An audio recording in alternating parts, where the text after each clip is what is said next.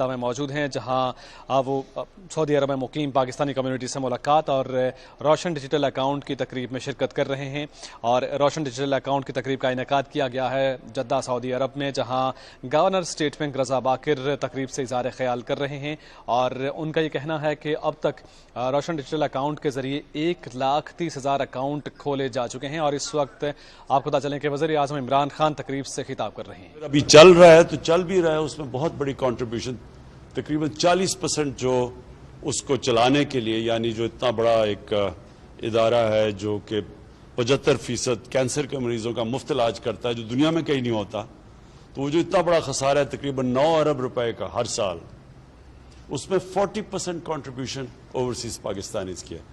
تو میں overseas Pakistanis کی اہمیت سب سے بہتر جانتا ہوں کیونکہ میرا انٹریکشن بڑا دیر سے اوورسیز پاکستانیوں سے، اس سے پہلے بھی کرکٹ سے تھا۔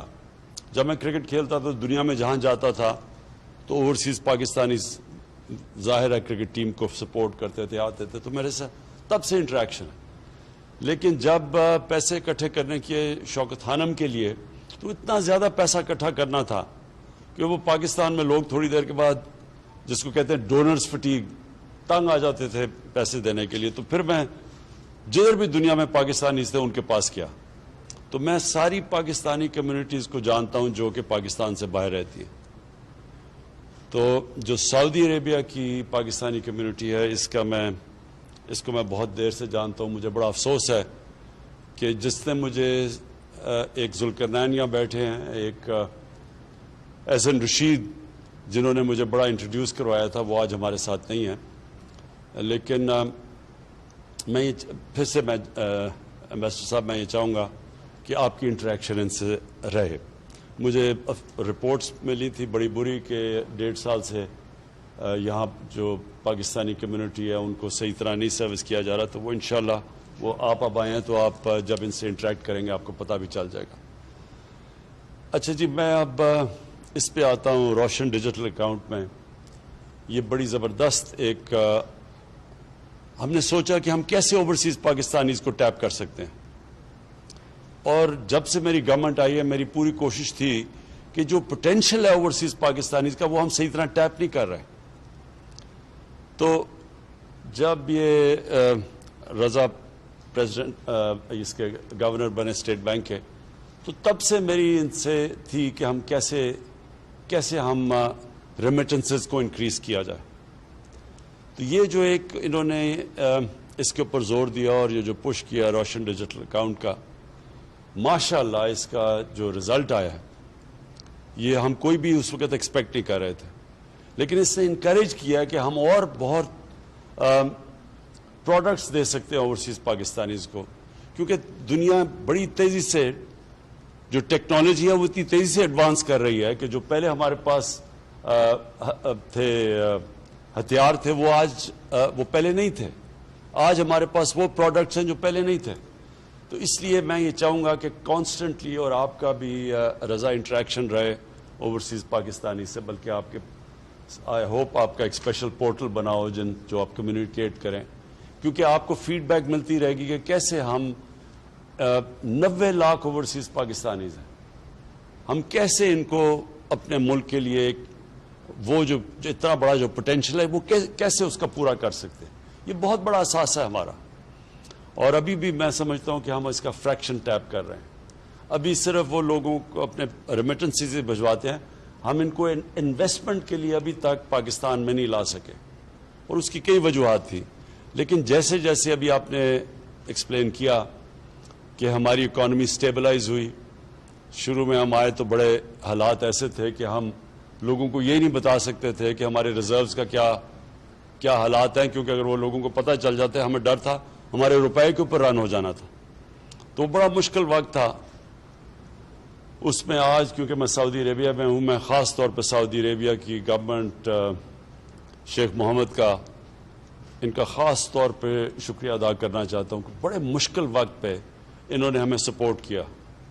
ہمارے ریزروز میں انہوں نے اگر اس وقت نہ سپورٹ کرتے، اور انہوں نے ہمیں فیسلٹی بھی دی، اس کی ڈیفرڈ پیمنٹ، آئل کی ڈیفرڈ پیمنٹس کی فیسلٹی بھی دی، تو وہ انہوں نے بڑے کرٹیکل ٹائم پہ انہوں نے بھی مدد کی اور پھر یو اے ای نے انہوں نے بھی مدد کی. اور وہ کرٹیکل ٹائم پہ اگر ہمارے پاس پیسے یہ ریزروز میں نہ ہماری مدد کرتے تو ہم ڈیفالٹ کر گئے تھے, اور ڈیفالٹ کرتے تو پھر اس کے بڑے سیویئر کانسیکوینسز ہیں.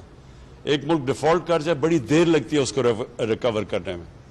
تو اللہ کا کرم ہے کہ ہم نے وہ سٹیبلائز کی اکانومی, اور پھر کووڈ کے باوجود, کیونکہ آج آپ دنیا کے اندر دیکھیں جو کووڈ نے اکانومیز کو ڈسٹروائے کیا ہے, جو ہم تو پہلے بڑی فریجائل سٹیٹ میں تھے, لیکن وہ اکانومیز جو دنیا کی طاقتور اکانومیز ہیں, اگر آج دیکھیں تو کووڈ نے کس طرح کی ڈیوسٹیشن, کس طرح کی تباہی مچائی ان اکانومیز میں. ہمارے ساتھ دیکھ لیں ہندوستان کو, جو ہندوستان کے حالات ہیں, جو ابھی تو خیر بڑا افسوس سے ہمیں کہنا پڑتا ہے کہ بڑی تیزی سے ان کے جو تھرڈ پیک ہے ہماری بھی ملک میں جا رہی ہے اوپر, لیکن جو ہندوستان میں تباہی مچا رہی ہے, اس سے پہلے بھی جو انہوں نے لاک ڈاؤن کیا تھا اس کی وجہ سے جو اکانومی کو نقصان تھا, وہ اللہ کا شکر ہے کہ ہم نے پاکستان کو بچا لیا اس سے.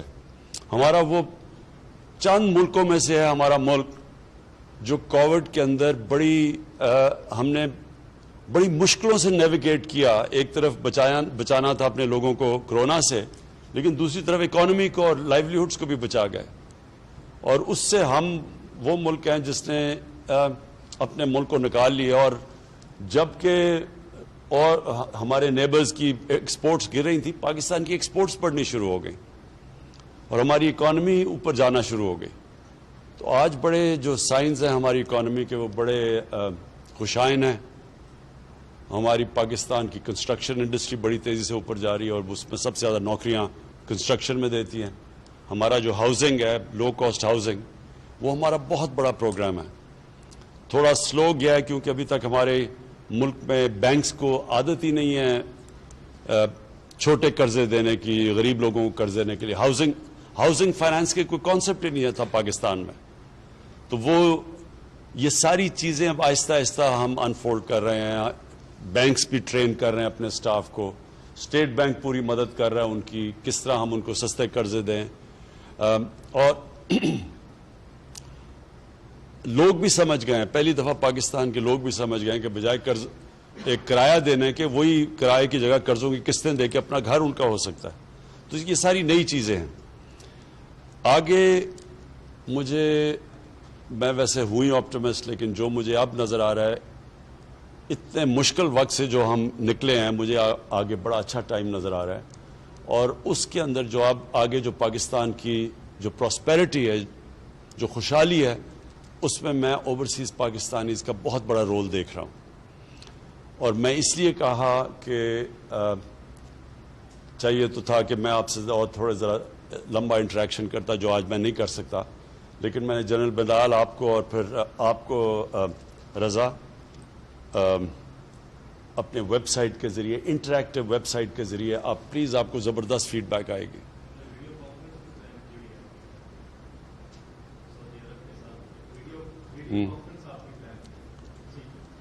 سو اینی وے ہم یہ آپ سے انٹریکشن آگے رہے گا. میں آخر میں بڑا خوش ہوں کیونکہ ہمیں ایک تو ہماری بڑی سعودی عربیہ کی ٹرپ تھی اور بڑے ہمارے تعلقات اور مضبوط ہم نے کیے ہیں. ہمارے لیے بہت امپورٹنٹ ہے سعودی عربیہ پاکستان کے لیے, صرف اس لیے نہیں کہ ہماری ایک ایموشنل اٹیچمنٹ ہے سعودی عربیہ کے ساتھ, اس لیے بھی کہ انہوں نے ہمیشہ ہمارے ساتھ مشکل وقت پہ کھڑے ہوئے ہیں. اور جو اسپیشل جو ایموشنل اٹیچمنٹ ہے وہ اس کی, میں اپنی ساری ڈیلیگیشن میرے ساتھ آئی ہوئی تھی, ان سب کو ہمیں جو روزہ رسول میں موقع ملا جانے کا, اور پھر آج خانہ کعبہ میں, کعبہ کے اندر جانے کا, تو آج ہم تو سمجھ رہے ہیں کہ ہمارے لیے ہماری بیٹریز بھی ریچارج ہو گئی, اور انشاءاللہ جو سٹرگل ہے ایک نئے پاکستان کے لیے, رول آف لا کے لیے, ایک نئی سوچ کے لیے جو سٹرگل چل رہی ہے پاکستان میں, یہ میں آپ سب کو بتا دوں کہ بڑا ڈسائسو مومنٹ ہے پاکستان میں. ایک طرف پرانا سٹیٹس کو بیٹھا ہوا ہے, مافیاز بیٹھے ہوئے ہیں جو پرانے نظام کو بچانے کی پوری کوشش کر رہے ہیں, اور دوسری طرف میرے ساتھ سارا پاکستان کی عوام ہے جو کہ ایک تبدیلی کی طرف, رول آف لا کی طرف لے کے جا رہے ہیں. یہ اصل میں سٹرگل ہے رول آف لا کی. اور یہ اوورسیز پاکستانیز کو خاص طور پہ پتہ ہے، اور جو بھی امریکہ میں، یورپ میں جو ہمارے اوورسیز پاکستانیز ہیں، دیکھیں فرق صرف معاشروں میں یہ ہے کہ معاشرہ صرف وہ آگے جاتا ہے جدھر قانون کی بالادستی یعنی کہ قانون کی حکمرانی ہو. جس معاشرے میں طاقت کی حکمرانی ہوتی ہے وہ کبھی آج تک ترقی نہیں کیا. ایک طرف ہے انسانیت کا نظام اور انصاف کا نظام، اور دوسری طرف ہے جنگل کا نظام. طاقت کی بالادستی، مائٹ از رائٹ، وہ کبھی بھی اس ملک کے اندر پراسپیرٹی نہیں آتی. میں نے اپنی پارٹی کا نام ہی تحریک انصاف اس لیے رکھا تھا کہ میں جو ساری دنیا میں پھرا تو جو ملک خوشحال تھے وہاں انصاف تھا، وہاں قانون کی حکمرانی تھی، اور جو ملک پیچھے رہ گئے، جن کو بنانا ریپبلک کہتے ہیں، وسائل ہونے کے باوجود وہاں مائٹ از رائٹ تھا، طاقت کی حکمرانی. اور یہ ہے سٹرگل اس وقت پاکستان کی. یہ بڑی ڈیسائسو مومنٹ ہے، اور کیونکہ اوورسیز پاکستانیز میری سب سے بڑی سٹرینگتھ رہے ہمیشہ، تو وہ یہ سمجھتے ہیں، کیونکہ ان کو زیادہ سمجھ اس لیے کہ ان کو باہر جانا پڑتا ہے نوکریاں لینے کے لیے. اپنے ملک سے بڑا مشکل ہوتا ہے باہر جانا، کیونکہ ملک میں ہم ان کو وہ موقع نہیں دے سکتے. تو وہ زیادہ تر پاکستان کو انتظار کر رہے ہوتے ہیں کہ کس طرح ان کا ملک ٹھیک ہو. وہ چاہتے ہیں کہ ہمارا ملک بھی باقی ملکوں کی طرح اوپر ایک عظیم ملک بنے، جو آج سے 40-50 سال پہلے جا رہا تھا تیزی سے اوپر بننا. تو میں صرف آپ کے لیے آخر میں یہ کہنا چاہتا ہوں کہ یہ ہے پاکستان کے ڈیفائننگ مومنٹس. ایک طرف ہے پرانا سٹیٹس کو، مافیاز جو کرپٹ نظام سے سارے فائدہ اٹھا رہے ہیں اور سب اکٹھے ہیں. دوسری طرف ہے پاکستان کی عوام اور ہماری گورنمنٹ جو کہ ایک چینج کے لیے لڑ رہی ہے. اور یہ جو چینج ہے، یہ چینج کو اب کوئی نہیں روک سکتا. روک اس لیے نہیں سکتا کہ جو ملک کے اندر اس وقت اویئرنیس ہے، جو ایشوز سمجھ گئی ہے قوم، یہ کبھی پہلے ایسی سمجھ نہیں تھی. اور یہ اس کی بہت بڑی وجہ سوشل میڈیا. سوشل میڈیا اگر آپ جو ٹریڈیشنل میڈیا ہے اس کو اگر آپ خرید بھی لیں، اس میں پیسے بھی خرچ کر لیں، سوشل میڈیا کو کوئی نہیں روک سکتا. اور اس میں اتنی تیزی سے انفارمیشن اب ٹریول کرتی ہے، جو نوجوانوں کے پاس وہ نالج ہے جو کبھی پہلے تھی نہیں. تو یہ جو سٹیٹس کو ہے، اس کو جو ہماری پارٹی پاور میں ہی آئی سوشل میڈیا کی وجہ سے، یوتھ کی وجہ سے. اور یہ جو چینج بھی آ رہا ہے یہ بھی یوتھ کی وجہ سے، اور یہ بھی ایک نئے اویئرنیس کی وجہ سے. تو آپ کو میں خوشخبری صرف یہ سنانا چاہتا ہوں، کیونکہ آپ یہاں پڑھتے ہوں گے اخباروں میں کئی دفعہ بڑی مایوسی کی چیزیں آتی ہیں. میں آپ کو آج بتا رہا ہوں کہ یہ جو اب بیٹل، یہ جو آپ جس طرف یہ سٹرگل جا رہی ہے، یہ سٹرگل اب جائے گی ایک اس پاکستان کو جو اس کو بننا چاہیے تھا آج سے 70 سال پہلے. اور وہ پاکستان تھا جس کا لیڈر تھا قائد اعظم، جو کہ قانون کی بالادستی میں مانتے تھے، کانسٹیٹیوشنسٹ تھے، رول آف لا میں مانتے تھے، ایک انٹیگریٹی والے انسان تھے. وہ جو ہم سائڈ ٹریک ہوئے ہیں، ادھر سے ہٹے ہیں، اپنی جو ڈیسٹنی پہ ہمیں جانا چاہیے تھا اس سے دور چلے گئے ہیں، اب وہ واپس ہم اس ٹریک کے اوپر آ گئے. اور یہ ہے ان مافیا سے ملک کو آزاد کرنے کی جنگ. اور جو آزادی کی جنگ ہوتی ہے وہ ہمیشہ تھوڑا ٹائم لیتی ہے، لیکن انشاءاللہ جس طرف اب پاکستان نکل گیا ہے، آپ کو میں خوشخبری یہ دینا چاہتا ہوں کہ بڑی جلد آپ کے سامنے ایک نیا پاکستان آئے گا. جی تھینک یو.